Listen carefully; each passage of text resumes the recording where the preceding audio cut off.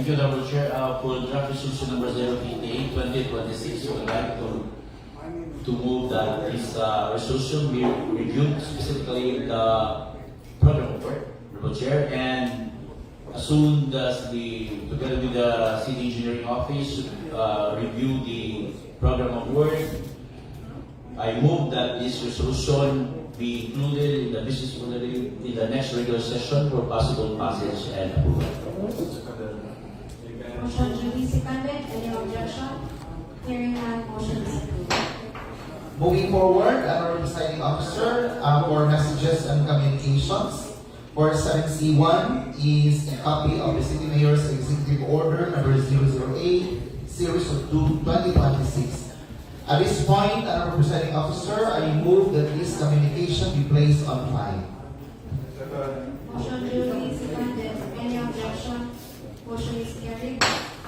For 7C2 is a letter from Ms. Anne Valerie Martel submitting the board resolution of Airbility Company Limited approving the memorandum of understanding for the proposed drone and eVTOL training center project with the Now City and Kilsat Global. To be referred to the Committee on Laws. Honorable Presiding Officer, can we recognize Honorable Angeline Delicano for her manifestation for that matter? Honorable Delicano. Thank you, Honorable Presiding Officer. We can recall that during the last session, there was a condition given to Airbility and Kilsat Global pertaining to the passage of a resolution. That is a submission of their board resolution authorizing their signatory to enter into the said agreement. Considering that this condition has been complied with, may respectfully move that the resolution authorizing the Honorable City Mayor to enter into a memorandum of understanding with Airbility and Kilsat Global be calendared in the business of the day for today's session for possible approval. Motion duly seconded. Any objection? Hearing none, motion is approved. For 7C3 is Cebu Provincial Board Resolution number 126-2026 titled, a resolution reminding and encouraging the public to respectfully reserve the front seat of public jeepneys for persons with disabilities in accordance with existing laws and basic human decency. May we request Honorable Presiding Officer for the referral to the appropriate committee? To be referred to the Committee on Differently Abled Persons. Can we request the chairman or the chairperson of Sir Danny Roque to note on the referral? On behalf of the committee, the referral is moved. For 7C4, I move an Presiding Officer that this communication be placed on file. Any second the motion? Second. Motion duly seconded. Motion is carried. 7C5 is copy of advisory issued by Dr. Jesus Roberti Sastrilio regarding the subject, the ILG memorandum dated January 29, signed by the Regional Director relative to the memorandum circular number 2026-04 issued by the Office of the Department of Interior and Local Government. We refer to the Committee on International Relations. With reference to the referral, this is duly noted, Honorable Presiding Officer. For 7C6 is copy of advisory issued by Dr. Robel Sastrilio regarding the subject memorandum from the ILG Regional Director for the request for dissemination of the ILG NAPC Joint Memorandum Circular number 01/2025. To be referred to the Committee on Social Services. On behalf of the Committee on Social Services, this referral is duly noted, Honorable Presiding Officer.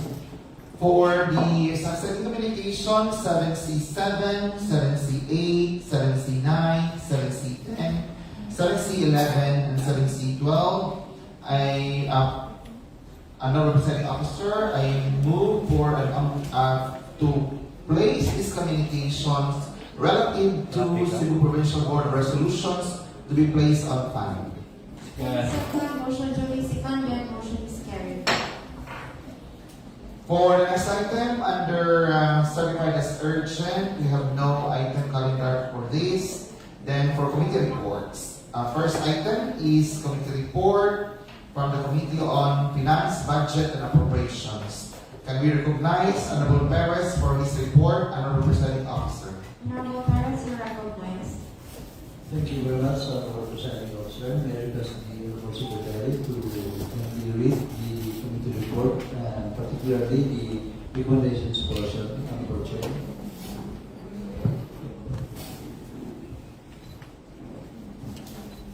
Committee report number 003-2026 from the Committee on Finance, Budget, and Appropriations. The meeting was done last February 5, 2026, and here are the recommendations. To pass a resolution approving the submitted annual budget calendar year 2026 of the following barangays.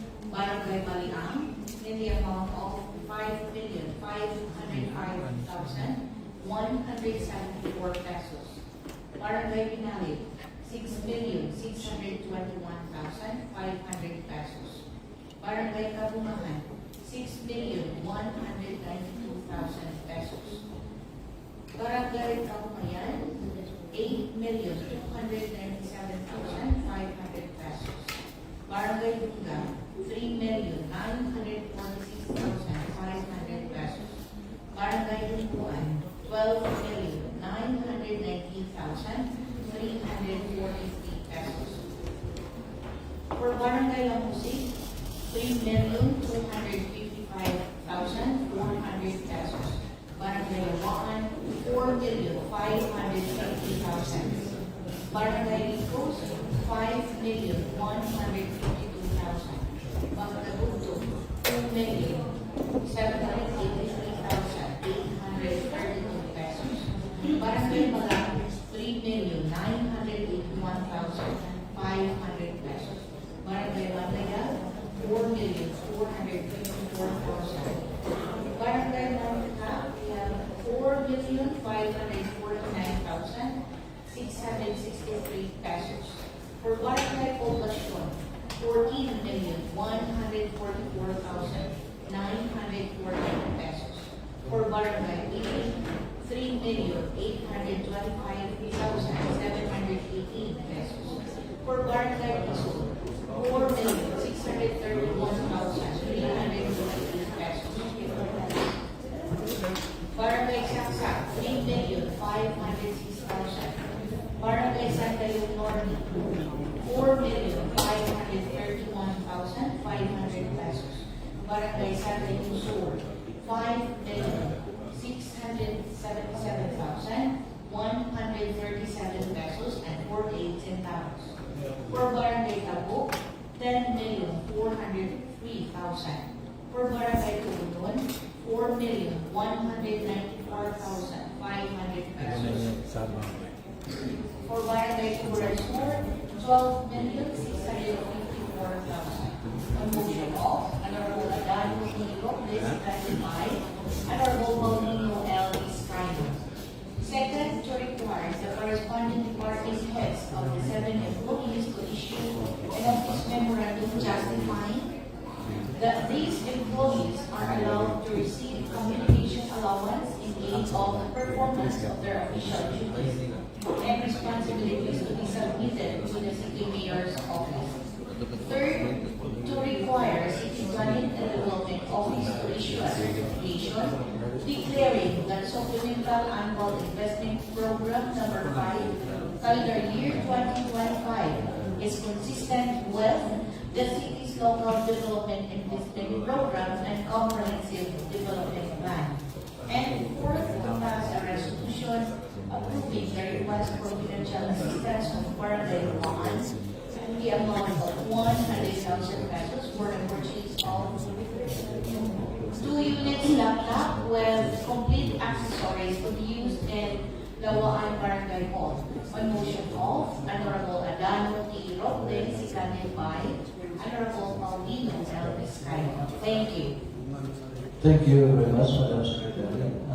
If there are no further discussions, Honorable Chair, I move for the approval of the committee report and for its inclusion in the minutes of today's session, Honorable Chair. Motion duly seconded. Any objection? Hearing none, motion is approved.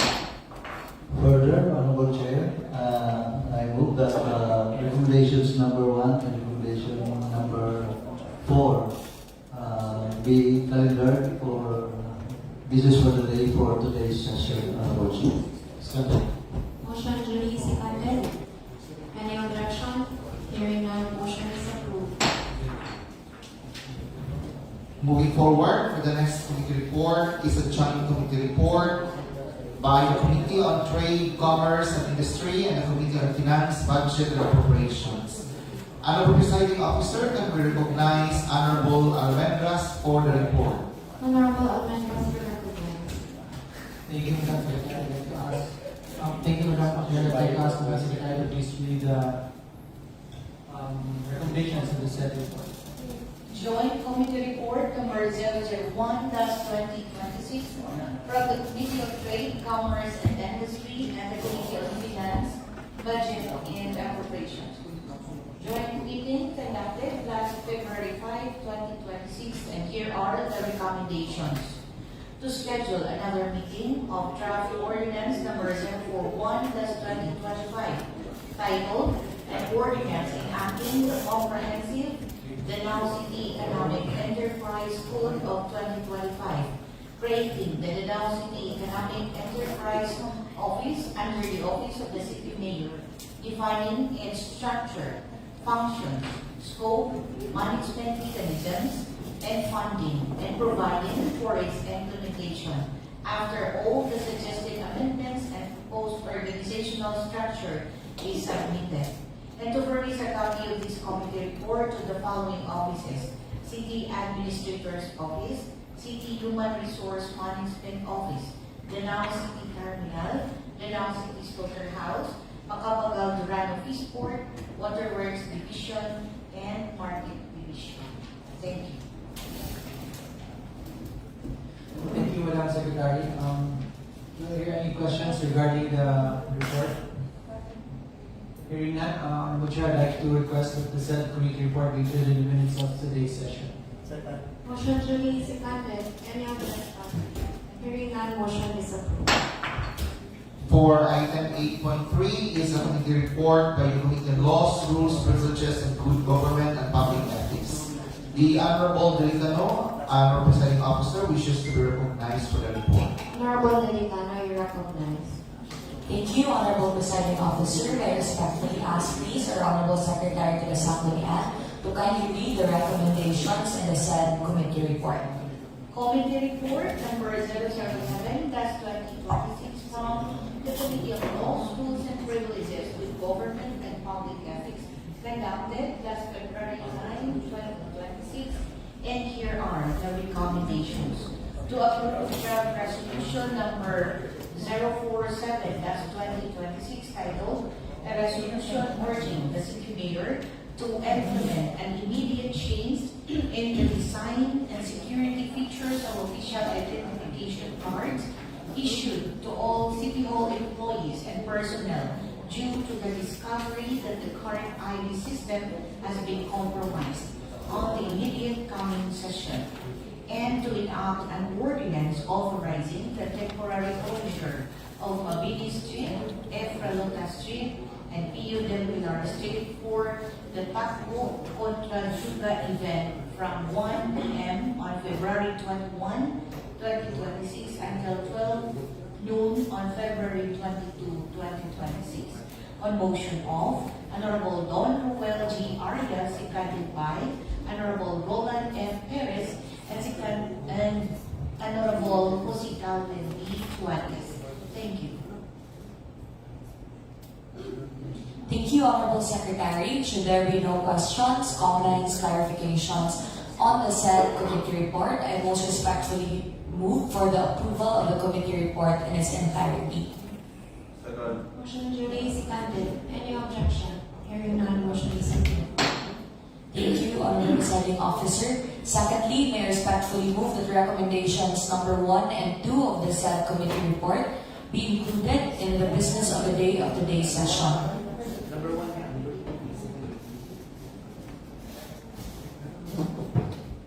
As to item number 2, Honorable Presiding Officer, may I respectfully move that the ordinance authorizing the temporary closure of Mabini Street, Ecolota Street, and Del Pilar Street for the Takbo Contra Droga event from February 21 to February 22, 2026 be calendared for the second reading in today's session. Before you proceed, Honorable Delicano, nobody made second to the motion on the first motion made. Duly seconded. For the first motion, for the approval of draft resolution number 0472-2026, is duly seconded by Honorable Roble. Any objection? Hearing none, motion is approved.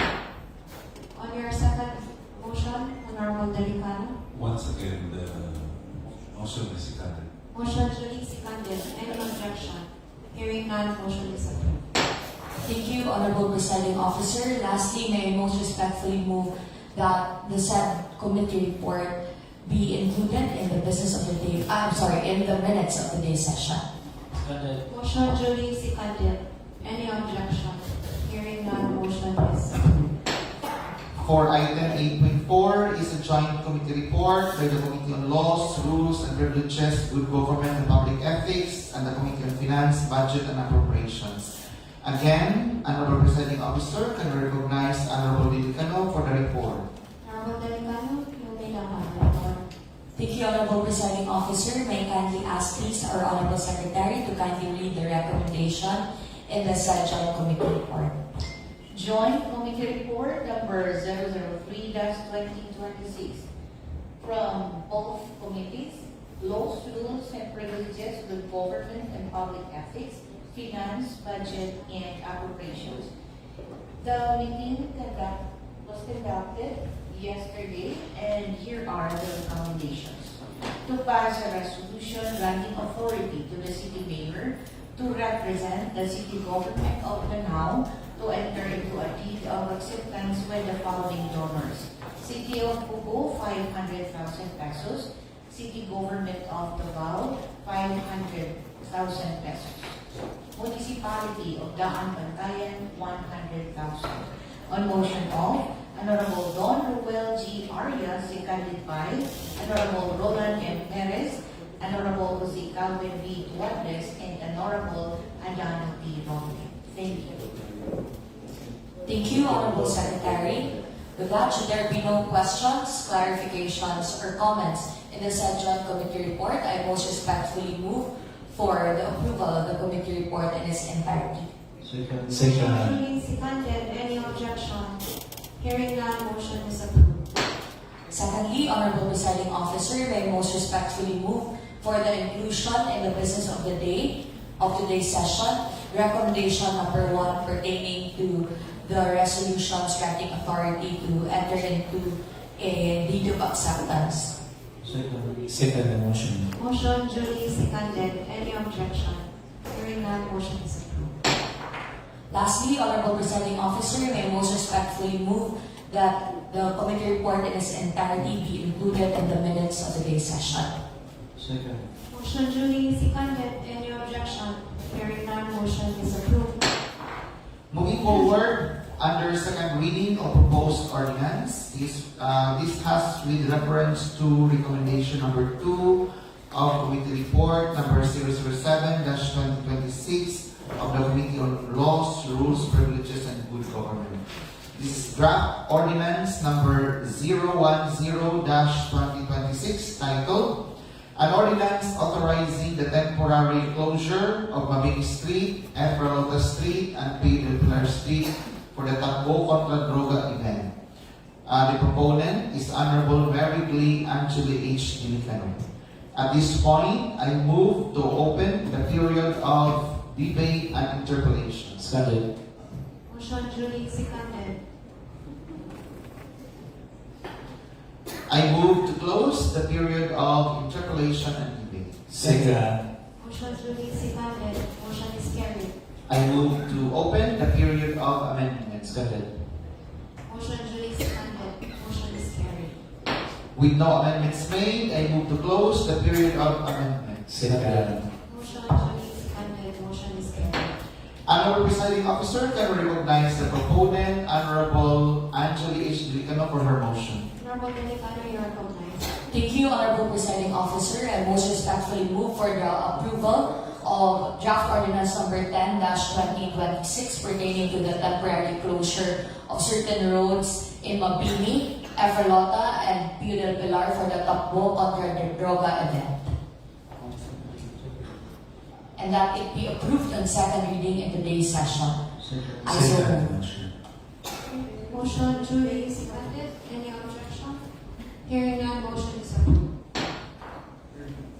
Thank you, Honorable Presiding Officer. May I most respectfully move that Draft Ordinance Number 10-2026 be calendared for third reading in today's session. Second. Motion duly seconded. Any objection? Hearing none, motion is approved. For the next item, under calendar of business, business for the day. First item is draft resolution number 051-2026. Honorable Presiding Officer, can recognize the proponent, Honorable Mary B. Angela H. Delicano, for her motion. Honorable Delicano, you are recognized. Thank you, Honorable Presiding Officer. May I most respectfully move that draft resolution number 51-2026 pertaining to the rescheduling of our session to next week from February 17 to February 18, 2026, that it be approved in today's session. I so move, Honorable Chair. Motion duly seconded. Any objection? Hearing none, motion is approved. Next item is draft resolution number 052-2026. Can we recognize Honorable Ramon M. Duran V, Honorable Presiding Officer, for his motion. Honorable Durano, you are recognized. Thank you, Madam Chairman. Madam Chair, I move the passage of resolution number 052-2026, resolution requesting provincial government through Honorable Governor Pamela S. Cuatro for financial assistance for the rehabilitation, river bank protection, road concreting at Tinacop Bridge, so we have Barangay Tinacop, Danao City, in the amount of 100 million pesos. Motion duly seconded. Any objection? Hearing none, motion is approved. Next is draft resolution number 053-2026. Honorable Presiding Officer again, can we recognize Honorable Ramon Duran V for his motion. Honorable Durano, you are recognized. Thank you, Madam Chair. Madam Chair, I move the passage of resolution number 053-2026, resolution requesting provincial government through Honorable Governor Pamela S. Cuatro for financial assistance for the concreting of Barangay Road, snow protection, and sitio Tipacan, Barangay Tinacop, Danao City, in the amount of 100 million pesos. Second motion. Motion duly seconded. Any objection? Hearing none, motion is approved. Next is draft resolution number 054-2026. Can we recognize Honorable Presiding Officer, the proponent, Honorable Jose Dax C. Banzon. Honorable Council, you are recognized. Thank you, Madam Presiding Officer. I move for the passage of the draft resolution number 054-2026, a resolution requesting the provincial government through Honorable Governor Pamela Cuatro for financial assistance for the concreting of Barangay Road at Puro Puno, Barangay Montiga, Danao City, Cebu, in the amount of 1,112,997 pesos. Second, motion duly seconded. Any objection? Hearing none, motion is approved. Next is draft resolution number 055-2026. Honorable Presiding Officer, can we recognize the proponent, Honorable Jose Calvin B. Tuanes, for his motion. Honorable Tuanes, you are recognized. Thank you, Madam Chair. I move to pass a resolution approving the draft resolution number 055-2026 titled Resolution Requesting the Provincial Government through Honorable Governor Pamela S. Cuatro for financial assistance for the concreting of Barangay Road at Barangay Matia, Manila City, Cebu in the amount of 1,064,403 pesos, Honorable Chair. Second. Motion duly seconded. Any objection? Hearing none, motion is approved. Next is draft resolution number 056-2026. Honorable Presiding Officer, can we recognize the proponent, Honorable Jaime Tamas Aguilar III, for his motion. Honorable Duterte, you are recognized. Thank you, Honorable Presiding Officer.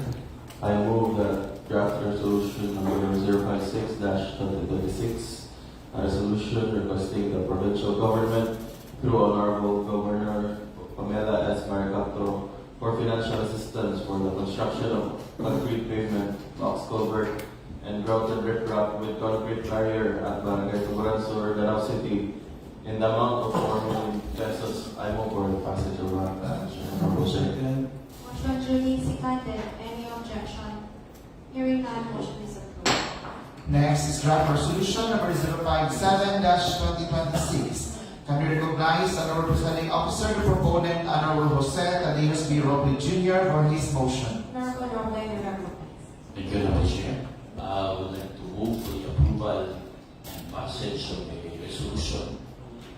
Passage of draft resolution number 057-2026, a resolution requesting the province provincial government through the Honorable Governor Pamela Maricapto for financial assistance for the concreting of Barangay Road at Puro Tres, Barangay Malayan, Manila City, in the amount of 1,379,480 pesos. Second. Motion duly seconded. Any objection? Hearing none, motion is approved. For the next item is with reference to the communication issued by Ms. Anne Valerie P. Martel regarding the project with Danao City and Kilsa Global. Honorable Presiding Officer, can we recognize Honorable Delicano for her motion? Honorable Delicano, you are recognized. Thank you, Honorable Presiding Officer. May most respectfully move for the passage of a resolution authorizing the Honorable City Mayor to represent the Danao City Government in a memorandum of understanding with Airability and Kilsa Global for the drone pilot training program. I so move, Honorable Presiding Officer. Second. Motion duly seconded. Any objection? Hearing none, motion is approved. For the next item is with reference to recommendations 1 and 4 of the committee report number 003-2026 of the Committee on Finance, Budget and Appropriations. Honorable Presiding Officer, can we recognize for his motion Honorable Roland M. Perez. Honorable Perez, you are recognized. Thank you very much, Honorable Presiding Officer. I therefore move, Honorable Presiding Officer, to enact a resolution declaring the annual following annual budgets to be operative for this calendar year 2026. Letter A, Abalian, 5,505,174. Binalim, 6,681,500. Kabugaan, 6,192,000. Kawayan, 8,297,500. Dunga, 3,946,500. Dungguan, 12,919,343. Lamosik, 3,255,400. Gawaan, 4,550,000 pesos. Likos, 5,152,000. Magtagogtog, 2,783,832. Malapok, 3,981,500. Manlayag, 4,454,000 pesos. Mantina, 4,549,663. Poblasyon, 14,144,948. Pili, 3,825,718. Quezon, 631,388. Saksak, 3,506,000. Sandayong Norte, 4,531,500. Sandayong Sur, 5,677,137. Tabok, 10,403,000. Tugunon, 4,124,500. Tuburan Sur, 12,654,000. I so move for the passage of such resolution, Honorable Chair. Second.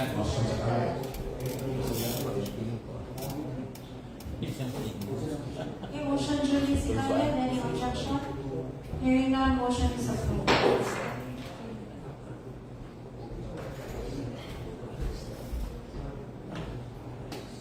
Second recommendation, Honorable Chair, I move for the approval for the passage of the resolution approving the request for financial assistance of Barangay Lawaan in the amount of 100,000 for the purchase of 2 units laptop with complete accessories to be used in Lawaan Barangay Hall. I so move, Honorable Chair. Second. Motion duly seconded. Any objection? Hearing none, motion is approved. For the next item is relative to recommendation number 1 of committee report number 007-2026 with the Committee on Laws, Rules and Privileges, Good Government and Public Ethics.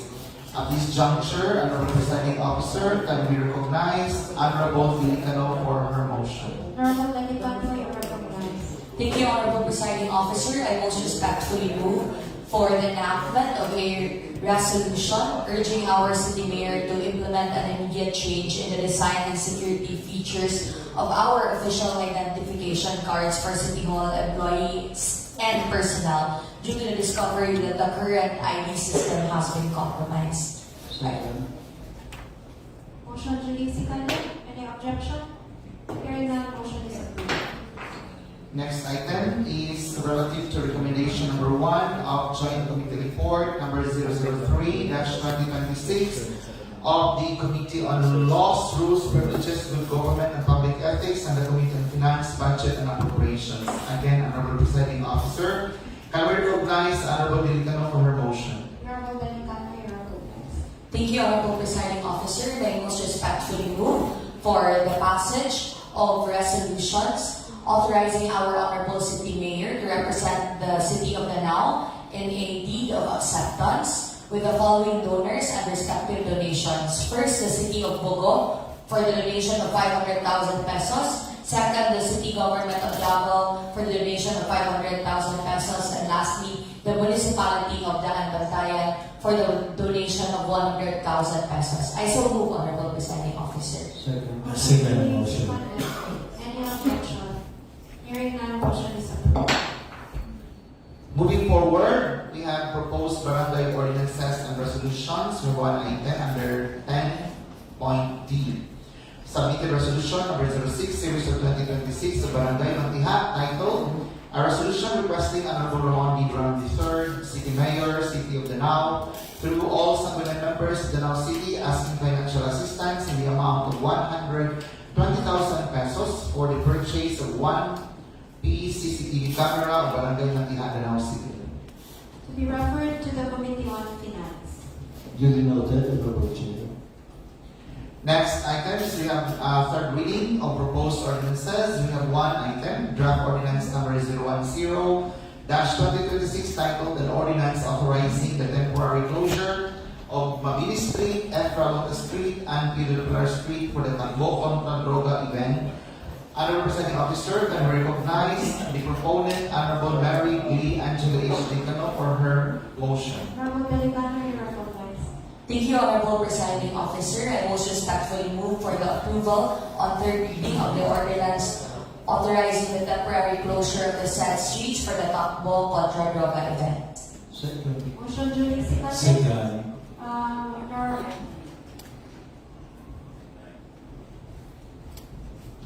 Honorable Secretary, can you please do the nominal voting for draft ordinance number 010-2026? Honorable members of this august body, please say yes if you are in favor for the approval of draft ordinance number 010-2026, offered by Honorable Mary Lee Angela H. Delicano, an ordinance authorizing the temporary closure of Mabini Street, Efra Lucas Street, and Pedro Pilar Street for the Takbo Contra Droga event. The ordinance is number 2020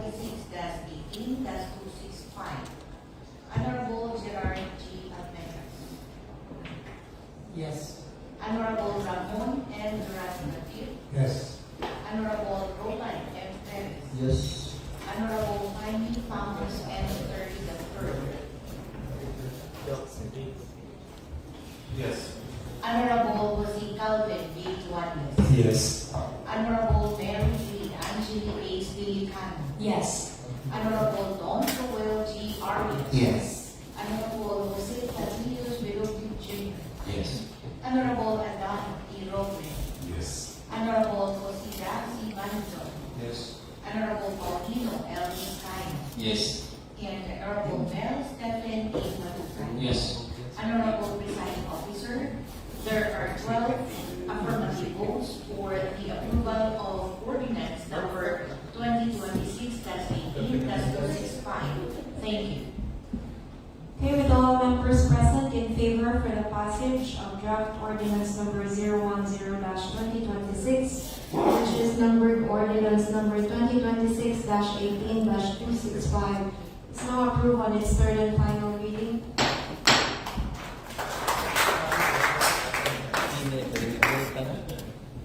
For the next item, announcement and other matters. At this juncture, can we recognize our presiding officer for some announcement?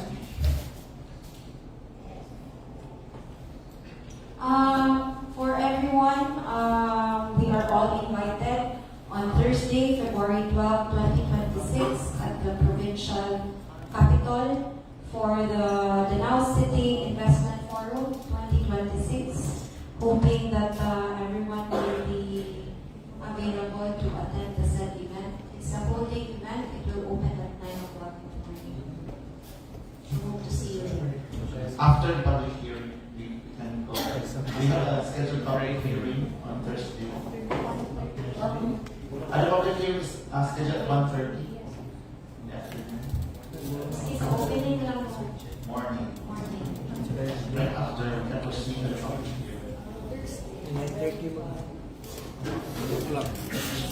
Another announcement, we have a copy of Memorandum Circular number 2026-007 issued by Yusek Marlo L. Kiringan, Undersecretary of DILG regarding the subject, Third National Summit and election of the National Executive Board of the Lady Local Legislators League of the Philippines on March 6 to 8, 2026 at the Century Park Hotel, Malawi, Manila. Lady legislators. Are the lady legislators and our presiding officer invited? Both of you? We have three.